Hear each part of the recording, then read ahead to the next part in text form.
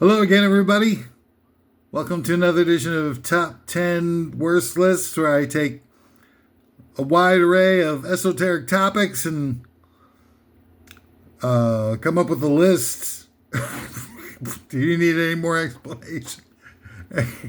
Any more exposition, perhaps? My name is Ronald Dumsfeld, and what a pleasure it is to have lived long enough to present to you another insouciant, beguiling list of top 10 worst things in the universe. Oh, what a list I've got for you today. It is really something special. I'm not exaggerating. It's something you're going to tell your grandkids about. If you have kids and grandkids, your kids have kids. All right. Prior to us embarking upon this odyssey, I have to go through the usual disclaimers. Number one, I'm a full-on nut job. Therefore, I cannot be trusted. Anything that I say cannot be relied upon, and that's on you. I do have a tendency to kind of pontificate on a wide array of what most people would consider to be borderline unbelievable and most likely impossible. Excuse me, I'm sorry. But, I'm usually in the right, in the team photo of the objective truth.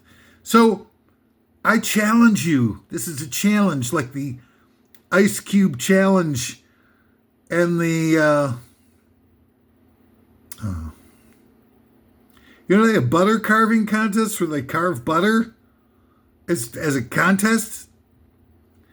So I challenge you to a duel of wits, although I would say that in many respects, my lunacy has made me ill-equipped for such a battle.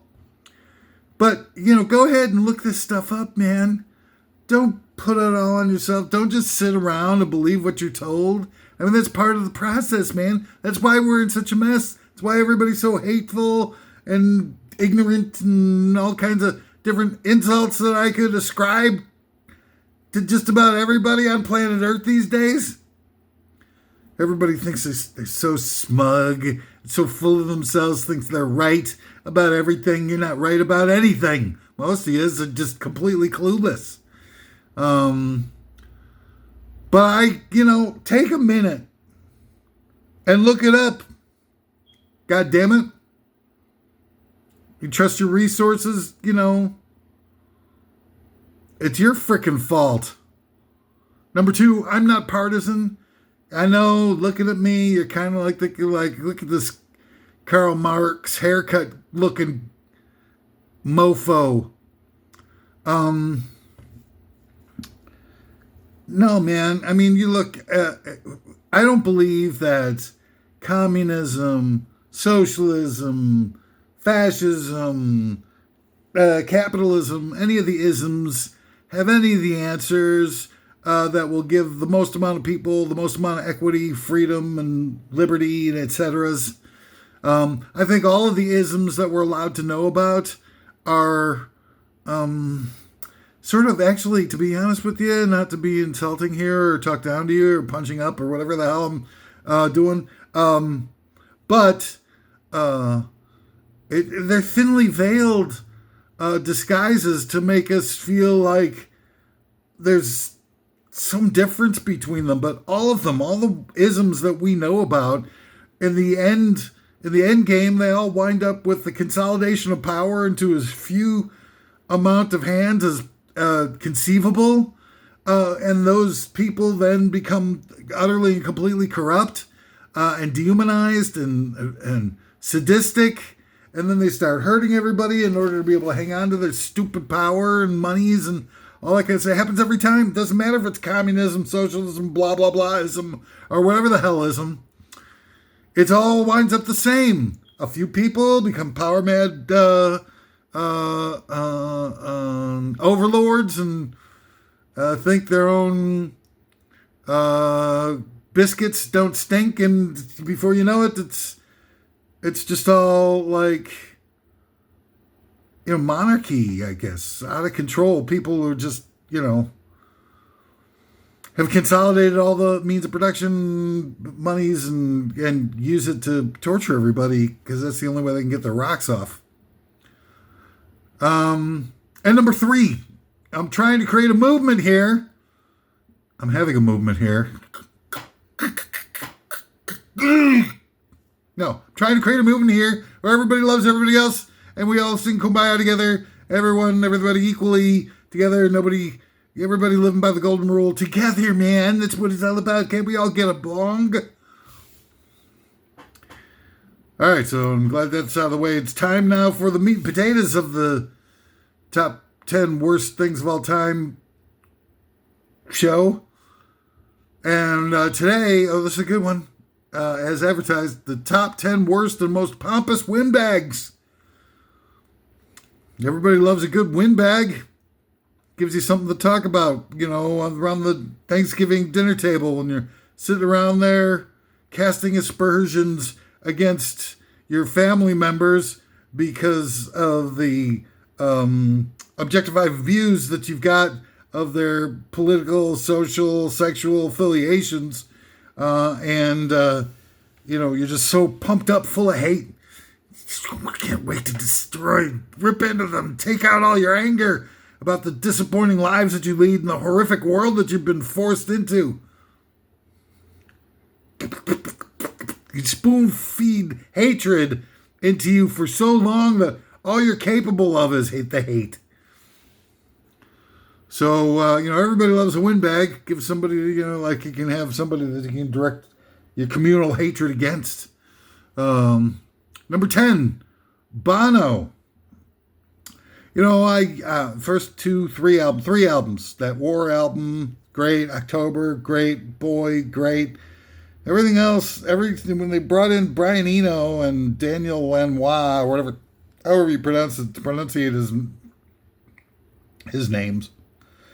I'm pretty sure about the Lanois. I'm not so sure about the Daniel. They were rock solid. The snare sound on War is just the fattest snares. So Steve Lillywhite's production on War, on the snare sound. Go and listen to He's Something. So fat. Unbelievable. And then they, I don't know why they changed the formula or whatever. It led to them becoming, super ultra mega popular and stuff, but their albums just, pretty much, they go, Achtung Baby is decent. And, they had songs here and there and whatnot, but they became so full of themselves. And, you look at Bono, he's talking, he's like, his eyes are glazing over, going, yes, you need to feed the hungry, and you need to give them AIDS relief, and we need to have a We Are the World every day. Maybe twice a day we'll do a We Are the World every other day, or twice every day. It's and you're looking at Bono going, what the hell happened to you, man? Used to be Sunday, Bloody Sunday, and now you're like, we need to have AIDS relief fundraisers every hour. Ultimately, the guy's heart is in the right place, I guess, but he's just become so pompous and talks down to people he knows all the answers.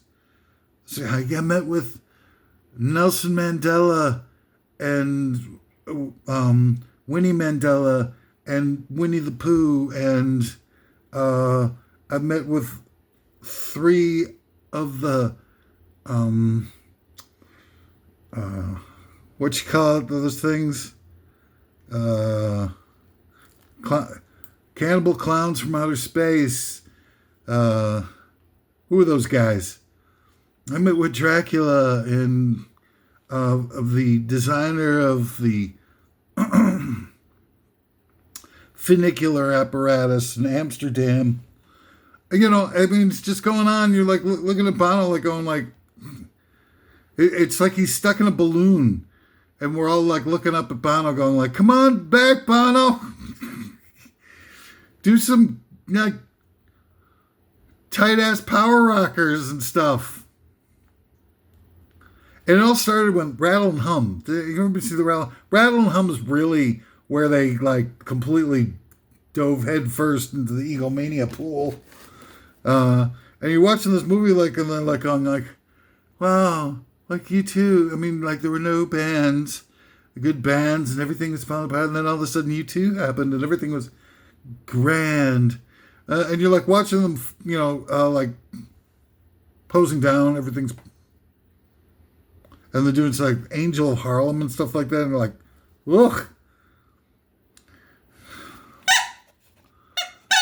All right, number 9 of the worst, most pompous windbags.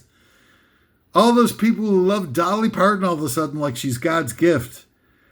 I mean, yeah, it's sort of like when political contests, when people say that they're going to vote for the least of the worst, and they're tired of having that we're the only choices they've got are the least worst choices and stuff like that, is like Dolly Parton. Because like ultimately, Dolly Parton's walking around with this gigantic bleach blonde wig and these, I don't know what the hell she's got going on her chest. It doesn't seem real. I mean, she's already got it so wrapped up so tight. It's like, like a fortress or something like that. But there's something inorganic about some, and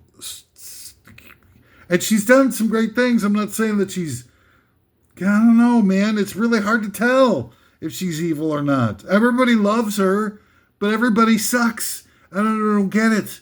Like, why all the frou-frou accoutrement, Dolly Parton?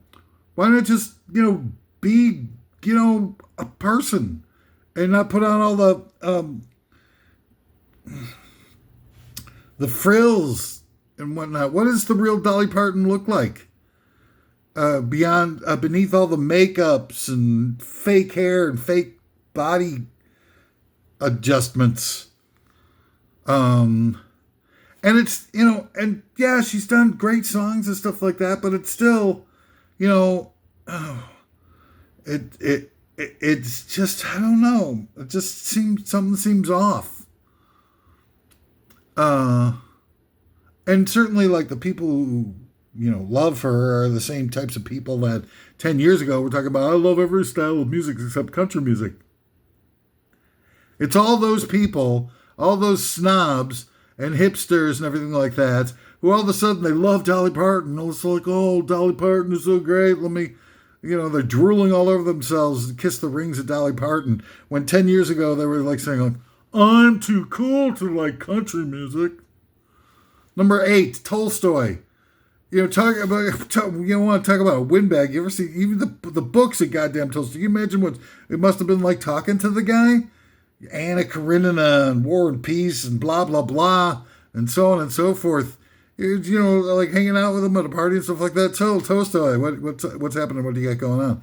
Well, I started off this morning. I had I had some really good eggs. I was going to have them scrambled, but then I decided poached might be a good change of pace. And then I got the Thomas's English muffins with the nooks and crannies and everything like that. And I thought, well, you know what? Maybe I should toast these. Oh, no, maybe not. Maybe I should just have these sort of like warmed in like the steam. I'll put them on top of the eggs while I'm poaching them, get them steamed. It might be a little bit better. And then, oh, you know what? Then I decided not to poach the eggs and I decided to toast the English muffins instead. And then I had I was going to have half a grapefruit, but then I decided to have half a cantaloupe. And half a cantaloupe was rotten. So then I had to go back to the grapefruit option. Then I thought, well, I'm taking antibiotics, so the grapefruit might not interact properly with the antibiotics, so I should probably stay away from the grapefruit. And I looked through the refrigerator, looked in the crisper and everything, and lo and behold, I found a lemon. And the bottom of it was like, oh, I'll make myself some fresh lemonade. So I went and I looked, and I didn't have any sugar, but I had a little bit of honey. But then I worried, that a lot of the honey nowadays that they've got available in the stores and stuff like that isn't even real honey. It's just like sort of like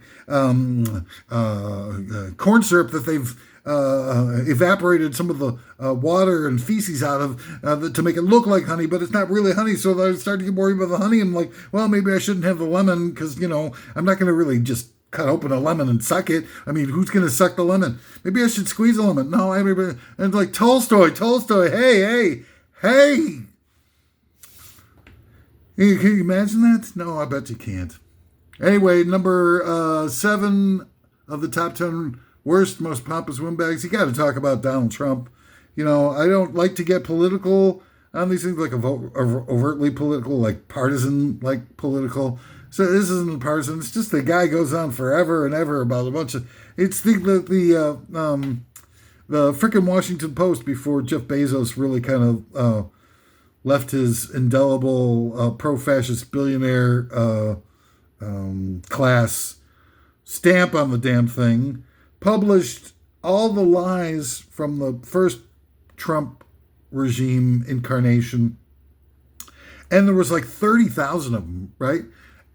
But here's the thing. So a lot of people go, oh, fake news, gotcha, you're a fake news, you guy. Oh, yeah, you're gonna freaking lefties. No, slow your roll, Buster. Here's the thing. Like, Trump is now, he's like suing the IRS for releasing his tax information that he promised he would release for over a decade and never released. So he's like suing them now for $10 billion. This is basically like him suing you and me for $10 billion. Actually suing the IRS. Crazy. And suing everybody left and right. This is his modus operandi, right? Oh, yeah, I'll whip out my lawyers. I'm going to sue the hell out of blah, blah, blah, on. And sure, that's great and whatnot. But did he sue the Washington Post after they published those 30,000 lies? A list of 30. They kept track of all the lies that he told, 30,000 of them in his just first term alone. But he never sued them. Here's a guy who he sues his toilet for getting clogged in the morning. And so for him not to have sued the Washington Post means that it had to be true, right? There's another one that bugs me about, the sort of hypocrisy, the duality of what he expects his followers to swallow, is that, all the stop the steal stuff and everything like that. I don't believe the results of American elections. Hey, look, we had the 2000 presidential election was, clearly stolen. There was scads and scads of evidence, reams and reams of evidence where the Supreme Court interfered with the states' rights to be able to conduct their own free and fair elections when they overturned the ruling of the Florida State Supreme Court to continue with the recount and to get an actual accurate result from the election in the year 2000 presidential elections. And the Supreme Court said, no, you can't do that.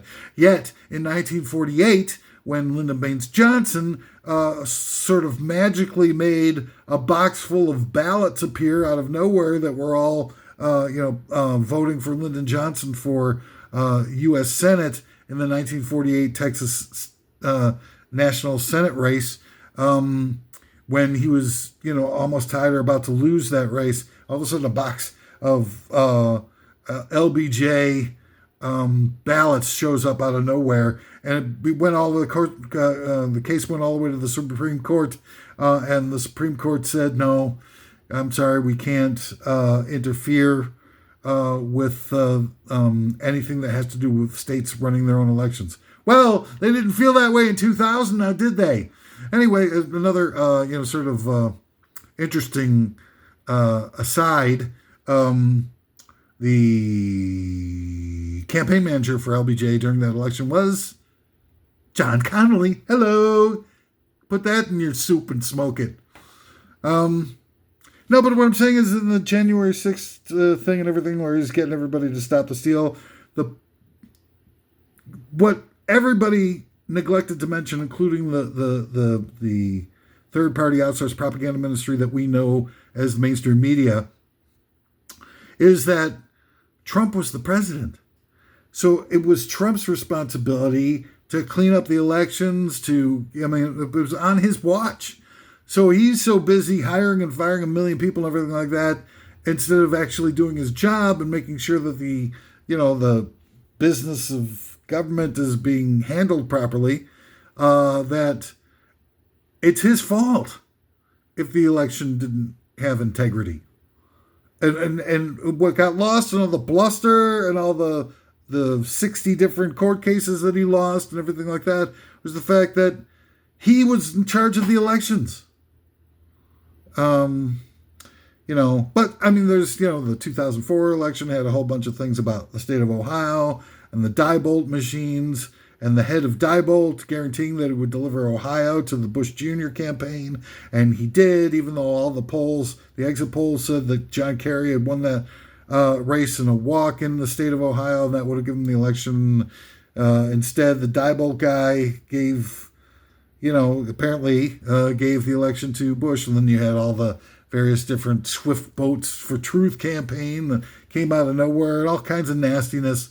And the campaign, the head of the Republican chair was like the state's attorney of Ohio. And I mean, there's all kinds of stuff that, actual tangible evidence, and nobody said a word. Nobody said a goddamn word about it.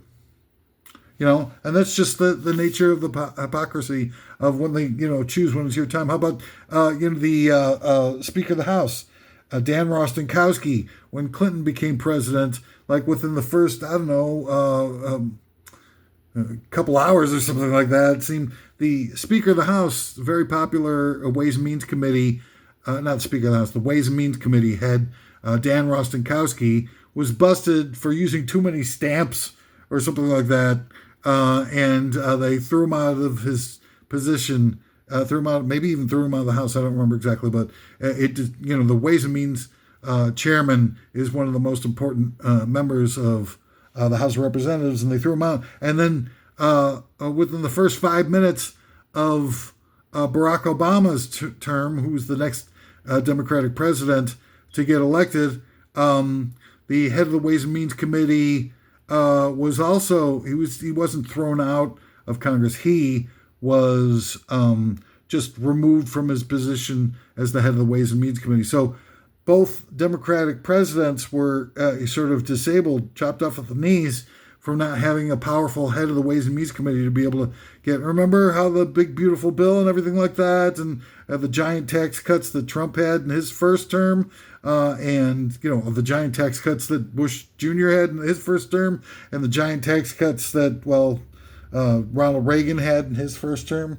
all those types of things. They never would have been able to do them without the head of the Ways and Means Committee. And when Carter became president, the head of the Ways and Means Committee, I'll never remember this guy's name, but he was the guy who was driving around in a limo with a hooker or something like that, and she and the press, they got into an accident, the press started coming in, and the lady jumped into the reflective pool at the Washington. I gotta look this one up, man. It's so crazy. All right, hang tight, everybody. I'm gonna look this one up because this one. And it's, I mean, seriously, it's like, if you lose the head of the Ways and Means Committee within, the first, little bit of your presidency, you're in serious trouble. You won't be able to do those same types of big, giant bills that all the Republican presidents got to do when they were just ramrodding through these gigantic tax cuts for the rich. Ways and Means reflective pool. Let's see if that's enough. Ways and Means reflective pool. No. Washington, D.C. God damn it. What was that guy's name? Maybe he was the Speaker of the House. Democrat. Hang on, everybody. This is going to be, it's worth it, because this is important stuff, man. Democrat House member scandal reflective pool. Maybe that'll do it. God damn it. It's not going back far enough. 1977. Well, anyway, so I mean, it's the Fannie Fox. That's it. That's the lady. who was a really powerful Democratic politician in the House of Representatives, congressman from Arkansas, of all places, Wilbur Mills. Okay, this is it. At the time, Mills was the chair of the United States Ways and Means Committee. This is incredible stuff. They did it to Carter early in his term. They did it to Clinton, the next Democratic president, early in his first term. And they did it to Barack Obama early in his first term, where they got rid of the head of the Ways and Means Committee in just weird ways, man.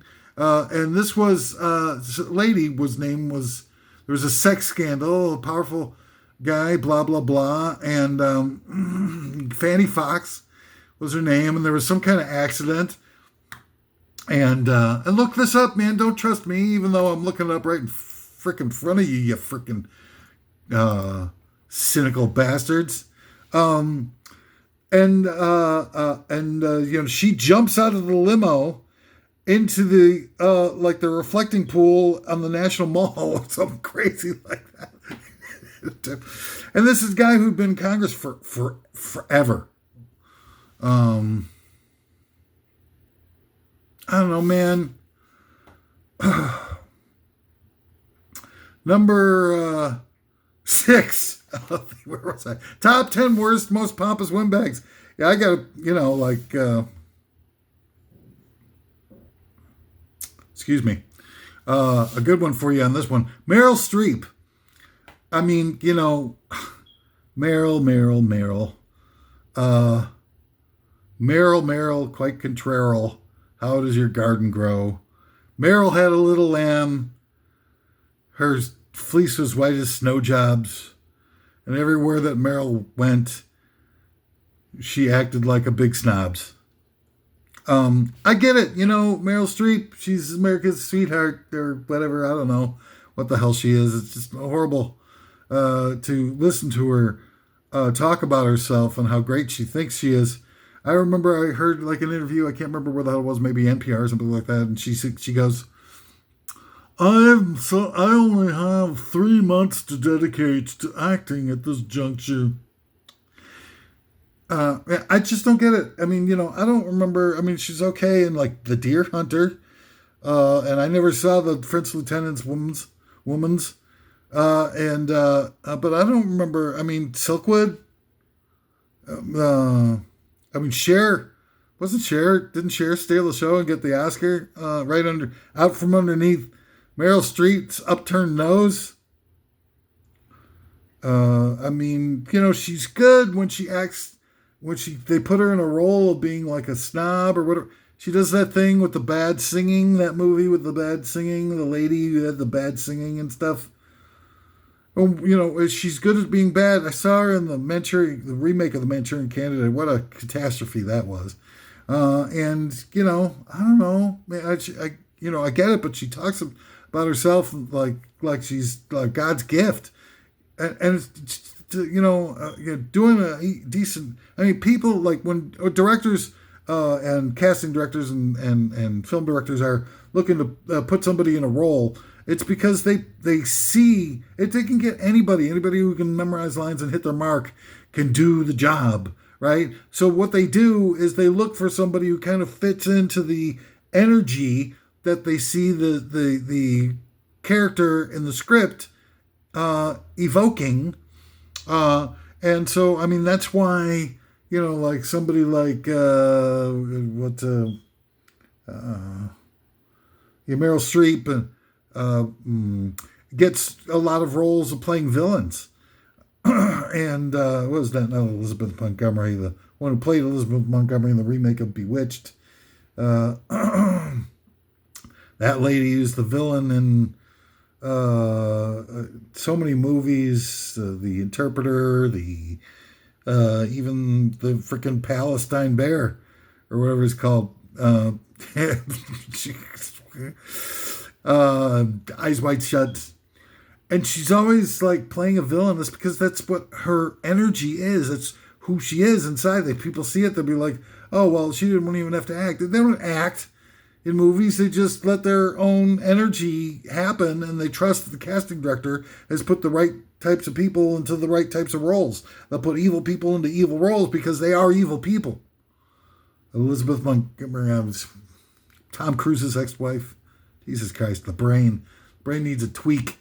But anyway, Meryl Streep and the scale, of course, I've talked about this a million different times, about the Golden Globes. I think it was 2017, when Meryl Streep goes up to get the Golden Globe, and she bashes on Donald Trump, rightly so, for mocking a disabled news reporter, which is as despicable as it gets. So, please don't conflate the faux pas on the level of Donald Trump is on the level of just horrific, dehumanized monster. The faux pas on Meryl Streep's part is just, as I'll explain in a second, just egomania running wild. But she says, and she calls him out, which is great, but then she continues on in the same speech, like a sentence or two later, about how unworthy people are that are fans of mixed martial arts and football and stuff. And I'm like watching that and go like, who the hell are you? Yeah, I don't watch football anymore. I was a big fan when I was a kid, but then too many fixed games just turned me off, and too many commercials. And then mixed martial arts, it takes a lot of self-sacrifice and work and effort to do anything remotely close to fighting in the octagon and stuff. And it's just, watching her demean that. Who's to say? What does Meryl Streep do on her time off to decompress? She goes to the opera. I go to the opera and I hang out with all my friends. We have cocktail parties, box socials, and we all indulge in a little bit of caviar and foie gras. Who are you to say whatever gets somebody off is worthy or not? And it's just sort of pompous windbags, man. And that's what I'm talking about. There's just no representation for people who are just authentic, decent human beings. Maybe it's difficult to be able to get somebody who's been mollycoddled all of their lives and told how great they are and how their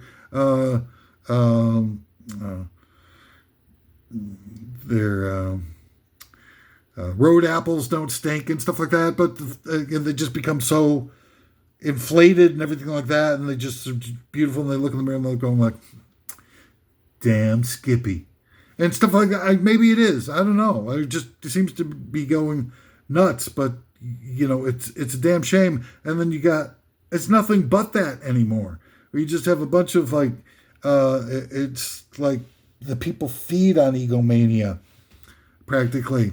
All right, number 5, top 10 worst and most pompous windbags. Alan Collins. Okay, and you're all like thinking, oh, who the hell is Alan Collins? This guy's lost it. Bend over. Is that what my name is? Hi, I'm Ben. Bend over. Nice to meet you. Alan Collins is the lead guitarist from the band Lynyrd Skynyrd. Okay, and he's the guy who did the guitar solo on the song Freebird that goes on and on and on and on. That's right. I'm calling out Pompous Windbag for a guitar solo that goes on too long. Who the hell needs all that guitar solo? Just do the fast part, the deedly at the end, and it's, sayonara. That's it. That's all you need. People don't know the frickin' difference. If you're taking out a 20-minute guitar solo, just get on with their lives. Jesus Christ. The babysitter's charging me, $15 an hour and stuff. I got to get out of here. And this Alan Collins is going on and on and on. Oh, get over yourself. Okay, buddy? Alan frickin' Collins.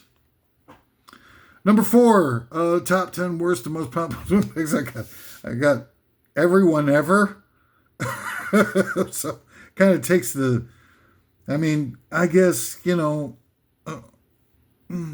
but the more you go on about things, the more detail you try to get into something, you ever get, facing something like that. First of all, if somebody defines you as being on the other side of the aisle, as it were. They're going to turn off. They're going to talk over you. They're going to bully you. They're going to try to get you to shut up. They're going to get real aggressive to you, maybe even bully you a little bit, stuff like that.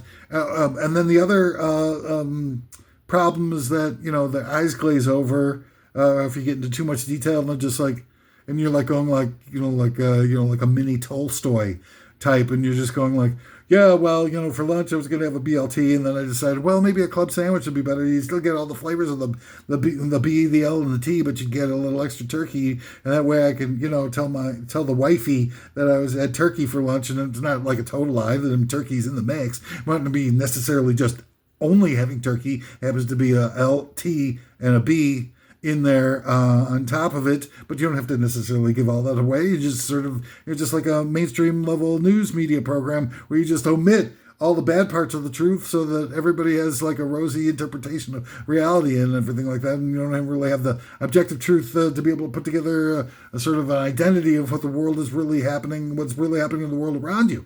So, but you can have things like that, and you start to go off like that, and people, their eyes just glaze over and look going, yeah, I gotta run, buddy.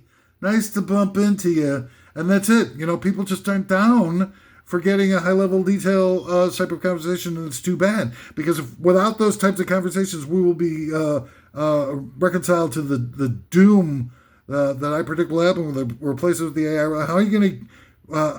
and people think that everybody in control of everything, they're all dummies because they put a bunch of puppets out that look like dummies, that act like dummies, like the Marjorie Taylor Greens in the world and stuff like that. And it's just, it's all smoke and mirrors. The people who are really in charge, like Dick Cheney and stuff like that, spoke 7 different languages. It's really, that's how they get away in large part when we feel like, that these dummies could never pull one over on me. Well, it's too late. They already pulled one over on you. And they used the dummy to trick you into thinking that they couldn't be savvy and intelligent enough to run a shadow government scam on you and really, co-opt the American experiment and turn it into just another military dictatorship. And that's a real shame. And part of it starts with not being able to openly communicate and share information on a detailed level with people, because, that's how we collaborate. That's how we would come up with some of the answers and realizations. We don't even know. Most of us don't even recognize the nature of the war that's being waged against the human race. You just sit there and take it and just figure that it's just natural, organic stuff that's going on. That the television programs that they're watching aren't filled with social engineering and propaganda, disguised as a television show and entertainment. That we let our defenses down while they wash over all kinds of indoctrinational garbage into our brains and we're totally oblivious to it. You don't even know. Number 3 of the top 10 most pompous windbags of all time, Don McLean, the writer of the song American Pie. Jesus Christ, we get it. Verse, chorus, bridge, chorus, goodbye. That's how songs are done. Okay? Give me something, 3 minutes 20, 3 minutes 40. Maybe if you got a 16 bar musical interlude after the bridge instead of a regular 8 bar one. But god damn it, what has he got, like 75 different verses in this freaking song? We get it, Don McLean. Buddy Holly died, and it was a bummer. Excuse me. And all that music was killed off. And if you wanted to make it like more, you don't have it like the point where Mick Jagger is another pompous windbag guy who, the movie that he did to get back at James Brown for the what was that? Not the MILF show, that show, the Tammy show, which was a great lineup of performing artists from I guess it was like 64, 65, somewhere in there, that did like this live show where you got James Brown and the Beach Boys and the Stones and, a bunch of other great performing artists actually performing live. It wasn't lip synced or anything like that. And they got it all on really high quality videotape. And there was a big argument backstage between the Stones and James Brown, of who would be the headliner. And the Stones, who sort of green the gills at the time, are forcing the issue like, we're going to be the headliner. We don't care what anybody says. And James Brown's like, hey man, like I'm the my show's like a juggernaut. I don't know what you guys are gonna. I'm like, no man, we're the Stones. We're gonna be on last because we're the headliners because we're the greatest. And they, eventually they're like, okay, well we'll do it. And so they had James Brown go on right before the Stones, and he gives the most powerful live performance perhaps ever, and just absolutely just kills his set in the Tammy Show. If you've never seen it, it's just absolutely so great, man. It's everything about it. The music is unmatched, unrivaled, intense grooviness. And then James Brown is in, cape after cape. It's just so much fun. And just absolutely one of the greatest performances ever done by anybody ever. And then, and so like he's walking off stage and supposedly he says something. And I think this has been cleaned up for popular consumption, but the legend is that James Brown said, "Go ahead and beat that MFer or whatever, mofo or whatever," and then the Stones go out, and of course, how do you follow that? And they were again green at the gills, and they weren't, didn't have any big hits before Satisfaction and stuff, and he just blew them out of the water. But anyway, so James Brown is dead. Right, for years and years. And then Mick Jagger all of a sudden is like the executive producer of a Get It Up, I think it's called, the James Brown movie. And it shows, it's just such a backstabbing, low-life thing to do. It shows him, highlights all the drug stuff and the craziness instead of showing what an entrepreneur and visionary and pioneer he was in his early days. It focuses a ton on what a nut job he was in the drug years and stuff. And it's really a freaking shame that he would wait till after the guy's dead and Mick Jagger, that coward, decides to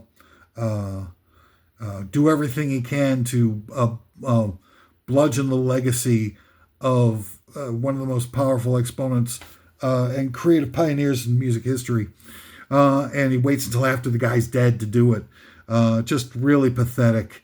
And of course, Mick Jagger had, a bunch of his kids with Jerry Hall, who would go on to marry Rupert Murdoch. So Mick Jagger is related, not by blood, but by association to Rupert Murdoch. Okay? So Mr., counterculture movement, stuff like that is really... buddy probably having holidays and hanging out and sharing all kinds of insults and things to the hoi polloi and the great unwashed and stuff with Rupert Murdoch on holidays and whatnot. They shared kids. They shared a bunch of kids, so it's not like he could never interact at all once Jerry Hall married Rupert Murdoch. And then, another one is he took all the lyrics about the Kennedys getting killed out of Sympathy for the Devil for... tours, recent tours and whatnot, which is kind of like, what the hell is that all about? It just, and, you gotta, can't negate that, Mick Jagger is the was primarily responsible for the end of the counterculture movement, the Woodstock generation, because of what they did with Altamont. And they were making this movie and they were the press was digging at the Stones for charging too much for their tickets on that tour. And so Jagger got the idea to throw a free show in California to be Woodstock West, supposedly. And they cut every possible corner. They had this cheap-ass low-riser stage. They got the Hells Angels to be the security detail when they were expecting, Woodstock West, if it would have had 500,000 people, you have the Hells Angels as the only security that you got on a stage that's only about 4 inches off the ground or something. Oh my God. Sorry. And they got, they moved from place to place when they were trying to settle a location last minute, probably because they weren't putting up the bucks necessary to be able to get a decent place to do it. So there was a last minute problem and weren't enough facilities. Again, they were throwing a free show, but then they were cutting every corner so that it made it a dangerous environment. And nobody ever went after the Stones or Alan Klein, their manager, or anything like that for all the negative things that they did that I know of. And really, the Stones' careers should have been over at that point for what they did at Altamont. I mean, the the lead singer of the Jefferson Airplane got knocked out twice by one of the Hells Angels as opposed to security staff. Can you imagine going to a concert today's day and age and watching Taylor Swift getting knocked out by one of the security members twice? Who was it? Somebody else got stabbed with a bicycle spoke. I think it was one of the members of Crosby, Stills, Nash or something. Got stabbed in the leg with a bicycle spoke. I mean, it's like these people are just such monsters, and so many of them are just so horrific. And then Mick Jagger's watching this thing, and somebody tried to kill him, and it seems like at Altamont, and the way it all transpires is really kind of questionable, because they're filming the thing, and the guy with the camera just happens to know where the ruckus is, and the crowd in front of the person who was trying to shoot Mick Jagger parts, and then 1 second later, the Hells Angel comes out of nowhere and stabs the guy to death, and they have it all perfectly on camera, perfectly framed right in the middle of the camera, and you'll think of itself like, well, that seems staged. And not to say that that they would stage a murder, but these are guys who copied the Beatles every step of the way, from Her Majesty's Secret Service or whatever, being a pure copy of Sgt. Pepper, and the song "We Love You" being a pure copy of "All You Need Is Love," and the white cover of "Beggar's Banquet" being a copy off the White Album, and it was on and on and on with various different things that they were just. Everything the Beatles did, they would just turn it and make it evil. Let's just do an evil version of what the Beatles are doing, and just go on with it. It won't have to do anything. And was their whole career. And you know what? And there's some good jams in there, sure, but who the hell cares about good jams when you're talking about having sympathy for the devil and dancing with Mr. D and I sold my soul to Mr. Jimmy at the You Can't Always Get What You Want, all that kind of stuff, where they were obviously either devil worshippers or trying to glorify worshiping the devil as some sort of marketing tool. And it shouldn't surprise anybody. And then Mick Jagger talks up Alan Klein to John Lennon, and all of a sudden Alan Klein gets his hooks into the Beatles, and that's probably the coup de grace of splitting up that band. So Mick Jagger is an evil dude, and really it's damn shame that those are the types of people who become cultural leaders in our society, because it's just pathetic and sad, and it leaves everybody empty and angry, and it's turned this world into a horrific place with so many exploitations and inequities.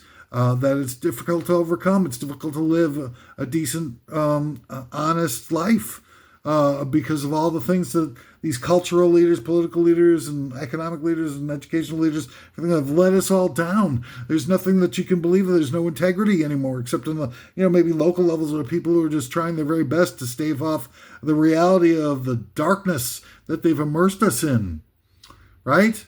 All right. So back to the list. Here, top 10 worst and most pompous windbags. Number 2, people who say cheers instead of so long. Cheers. What are you, in England?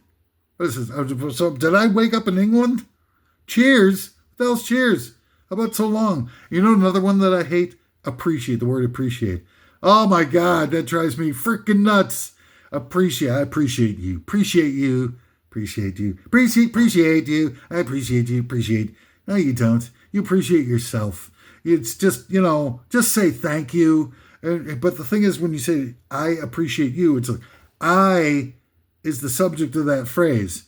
So all of the credit for an act of decency or help is in the person who's recognizing that the event took place for appreciation to be interjected into the uh, situation at hand. I appreciate you. So I'm cool because I see the value in the situation, and I am like the one who can make the value judgments on everything, and I give all the value over to me because I'm the appreciator. Just say thank you. Because when you say thank you, you're thanking the person who helped you. Thank you. You. Use the subject of that phrase. You is supposed to be the subject of that phrase because you're expressing gratitude for somebody doing something, nicely. Maybe it's part of their job. You just say thank you for, checking me out of this grocery store line, something like that, or paying for this bottle of Mad Dog 2020 at the liquor store or whatever. Thank you. But it's I appreciate you is all about me, everything like that. But it's so glib, you can see right through it. Like when somebody says, I appreciate you, you know that they don't give a rat's ass. You can just hear it in their voice. This is that snide, that amplified snide egomania, the self-centered bulldink that so many people are carrying inside them these days. Inauthentic, horrific, diabolical nature of people just thinking that everything in life is all about, them filtering through it their own, process. It's not. Anything has anything to do with their own whatever. Man, you've it's all luck of the draw. Anything can happen to anybody at any point in their lives in this universe that that humble them completely, and ultimately we all die. So there's always a bad, unhappy ending waiting for each and every one of us. So why should we take credit for all the things that we do while we're here? Like it's something that we got over on someone else. You earn your opportunity, sure. You overcome obstacles, sure. That's great. But if you're going to get smug about it and self-centered about it and self-imposing about it and greedy and become a little snotty ass, spoiled bitch about it, then, who needs you? Who needs you? You and your appreciate you, bull dink. You don't give a rat's ass about anything but yourself. Why don't you just say that? And somebody transacts and sells you a bottle of Mad Dog 2020 and they, give you your change and give you your bottle and everything like that and just go, I don't give a rat's ass about anything but myself. And they're like, come again. And just like, that's it. At least be honest about it. That way there wouldn't be hypocrisy on top of the smug self-satisfaction that you're trying to, put off on other people. Screw you, buddy. All right. And of course, the number one. Are you ready? I know that you're waiting with bated breath for the number one worst and most pompous windbag, and that would be, of course, drum roll, please. That would be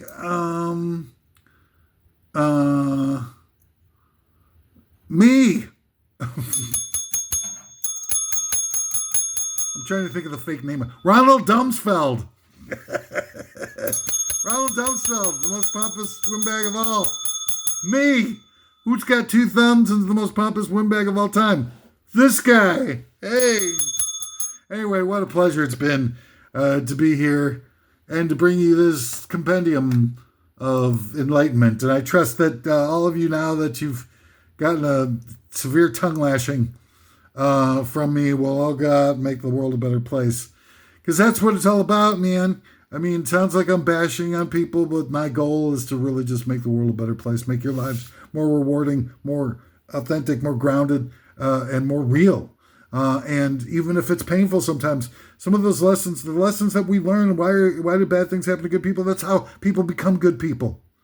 Trust me, I've lived this lesson a million times. I've gotten maybe nothing out of it myself in terms of being able to find some, satisfaction, actualization with some of my ambitious agenda items, but I do know that I would never have it any different. That I would rather have learned those lessons and not, made good on all the lofty ambitions that I had than being some smug, selfish, egomaniacal, spoiled jerk off running around saying, appreciate you, I appreciate it, and all that kind of stuff. Jesus Christ, what a horrible life that must be like. Anyway, everything I've said here, my outro here, everything I said, they're just opinions. It's just me getting off on, the various different things that I've seen in the world. These are things that I've been imbued with through life, and silencing myself and trying to be quiet and listening to others and listening to things around me and all the universe talking to me and all that kind of stuff. It's just channeling through me, man. It's just, just ideas, thoughts that I come up with. I see things that just doesn't make any sense. And I try to actually, here's the thing, turn off the radio and the television or whatever and the music and whatever and just sit there and contemplate it for a little while. Just be by yourself. Don't be so, scared to be inside your own skin. Just feel comfortable with yourself and take some time to reflect. It's so important. It's such a powerful, rewarding experience. It really is. You become, life becomes more valuable. You become more valuable to yourself. And, in an authentic way, not in a, greed-addled, self-aggrandizing way. It might liberate you inside. And look, we're not going to have any liberation in the world around us anytime soon. So you might as well be liberated within yourself. And so, I'm wishing that for all of you. And that's why I do this. I am not making money or, style points, certainly, for doing this craziness. I'm just out here doing it because that's what I feel like I'm supposed to be doing. I don't know. But, those of you out there who feel dramatically put off and or insulted and or full of rage that you're directing against me for some of the things I've said, I'll give you a little gift. My life is horrible. My life sucks. It's full of betrayal, titanic amounts of physical pain. I'm in so much pain right now. I can't even express it. Loneliness, regrets, all kinds of nastiness, backstabbed up the yin-yang, and it's a very difficult, uncomfortable place to be to be stabbed up the yin-yang. And the only reason I appear happy is because, it's through no fault of my own. It's just I was lucky. I got lucky. I got some chemicals within me somehow that allow me to be able to, make lemons out of lemonade. And so, even though my life sucks, I got some kind of mechanism that kicks in and allows me to be able to laugh about it. I mean, because if I didn't do that, believe me, it just, whatever. But it's 100% cosmetic. Torture and misery, I couldn't even come up with some of the stuff that I've had to go through if I was, paid for it. But hey, hit me up with a comment if you feel inspired or creative. Join my Patreon, leave a tip. It'd be great because my physical ailments threaten my life to almost somewhat unsurvivable levels at this point. So why not click on the like button and subscribe for me, you filthy animal? Let's try to get through this mess together. Oh yeah, one other thing.